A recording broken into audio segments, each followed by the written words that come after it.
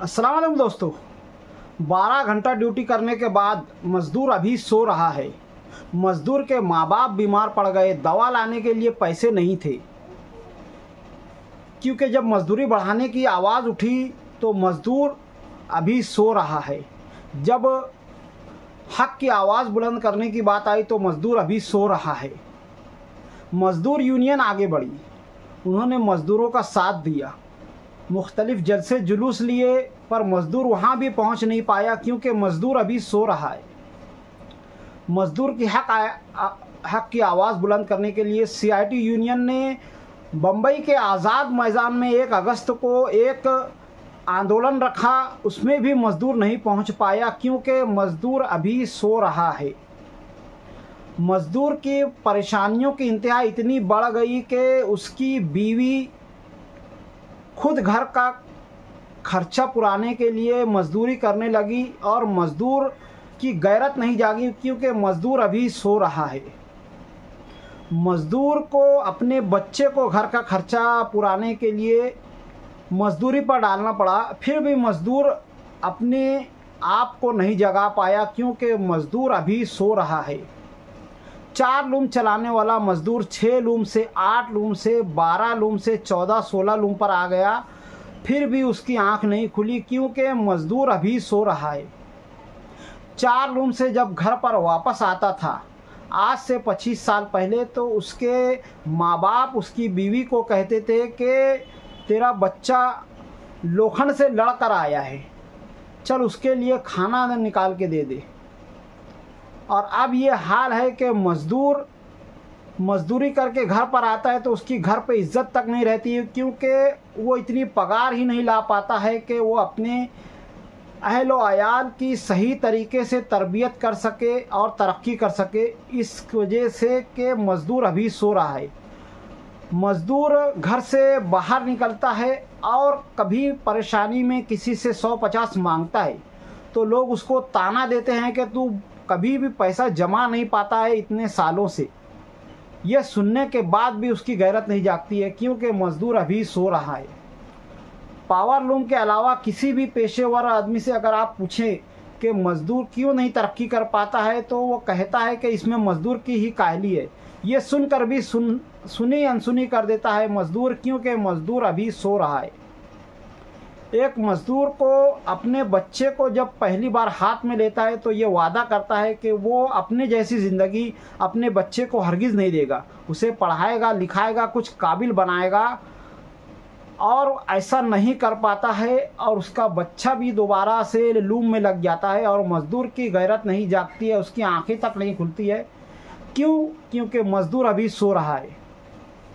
उसकी बीवी से जब वो शादी करता है तो अपने आप से एक वादा करता है कि उसको एक अच्छी ज़िंदगी दूंगा, और घर का खर्चा नहीं पूरा पाने की वजह से, कम पगार की वजह से उसकी बीवी को भी मज़दूरी करना पड़ती है, घर में कुछ ना कुछ हाथ बटाना पड़ता है, बाहर की मज़दूरी लाना पड़ता है, और उसके बावजूद मज़दूर की आंख नहीं खुलती है क्योंकि मज़दूर अभी सो रहा है।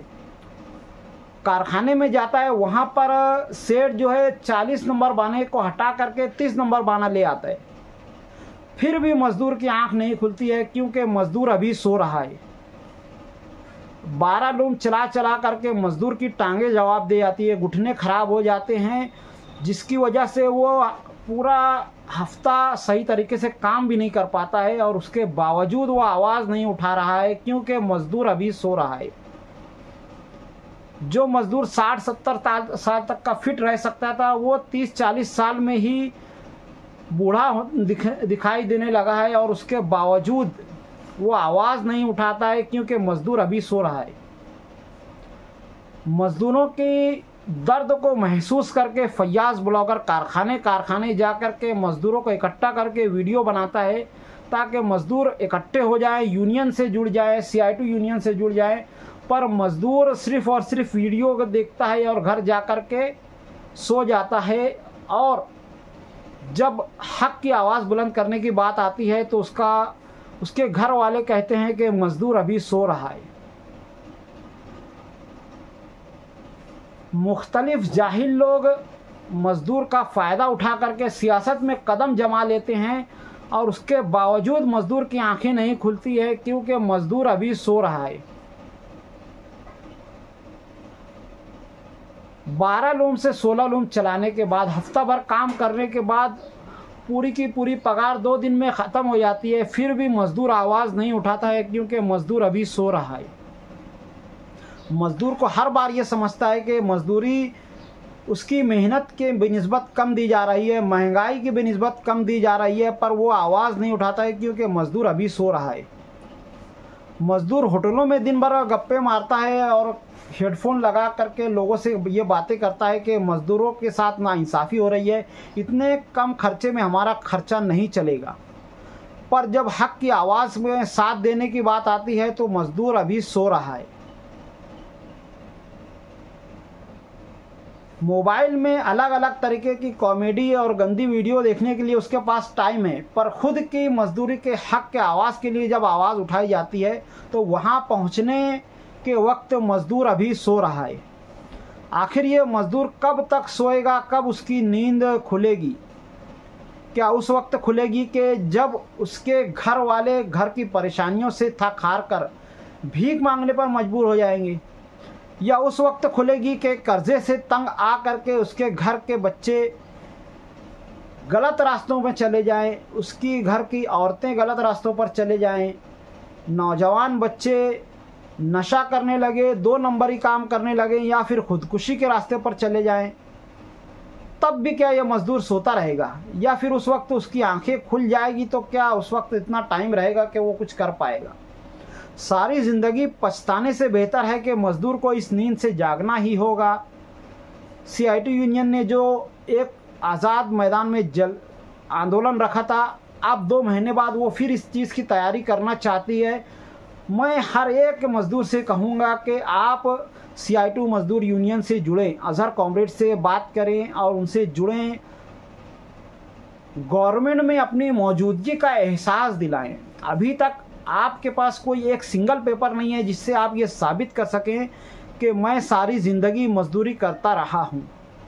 गवर्नमेंट को सारी ज़िंदगी टैक्स देने के बाद जब गवर्नमेंट से कुछ वसूलने के लिए CITU यूनियन कहीं जाती है तो पता चलता है कि मज़दूर के पास एक सिंगल पेपर भी नहीं है कि वो ये साबित कर सके कि वो किस सेट के वहाँ कब से काम कर रहा है और क्या काम करता है, कितनी पगार उठाती है। बहुत अफसोस की बात है कि इस सोए हुए मज़दूर को इतना भी नहीं हो रहा है कि वो अपने ज़िंदा होने का सबूत तक पेश कर सके। इतना पेश कर सके कि जब मज़दूर यूनियन मज़दूरों के हक़ के लिए आवाज़ उठाए और उसके बाद गवर्नमेंट उनकी बातों को मंजूर करके कुछ ऑफ़र वगैरह, कुछ सहूलत वगैरह मज़दूर को देना चाहे तो मज़दूर ये तक साबित नहीं कर सकता है कि वो किस सेट के वहाँ पर कितने साल से काम करता है। कोई पेपर नहीं है, कोई पेपर वर्क नहीं है, और उसके बावजूद मज़दूर अभी सो रहा है। नस्लों पर नस्लें मज़दूरी करते जा रही है। एक शख्स, एक मज़दूर की 2 औलाद 4 औलाद है और उसको उसके खर्चा पुराने के लिए अपने छोटे बच्चों को मज़दूरी पर लगा देना पड़ रहा है, और उसके बावजूद मज़दूर अभी सो रहा है।